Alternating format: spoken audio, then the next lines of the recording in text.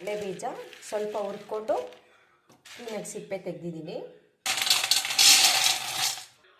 ಹುರಿಗಡಲೆ, ಎಳ್ಳು ಸ್ವಲ್ಪ ಹುರ್ಕೊಂಡಿದ್ದೀನಿ. ಬೆಲ್ಲ ಕಟ್ ಮಾಡ್ಕೊಂಡಿದ್ದೀನಿ. ಕೊಬ್ಬರಿ ಸಿಪ್ಪೆ ತೆಗೆದು ಪೀಸ್ ಮಾಡ್ಕೊಂಡಿದ್ದೀನಿ.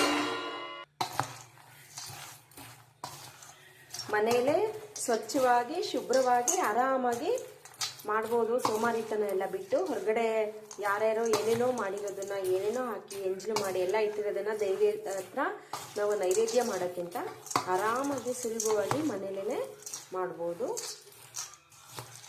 ಎಳ್ಳು ಬೆಲ್ಲ ತಿನ್ನಿ, ಒಳ್ಳೆ ಮಾತಾಡಿ.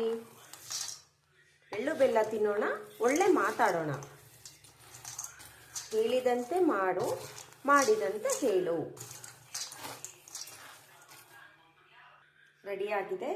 ಅಂಗಡಿಯಲ್ಲಿ ಕಲರ್ ತಂದು ಮಾಡೋಕ್ಕಿಂತ ಇದು ಸೊಗಸಾಗಿರುತ್ತೆ, ರುಚಿನೂ ಇರುತ್ತೆ, ಒಂದು ನೆಮ್ಮದಿನೂ ಇರುತ್ತೆ, ಸ್ವಚ್ಛವಾಗಿ ಶುಭ್ರವಾಗಿದೆ ಅಂತ.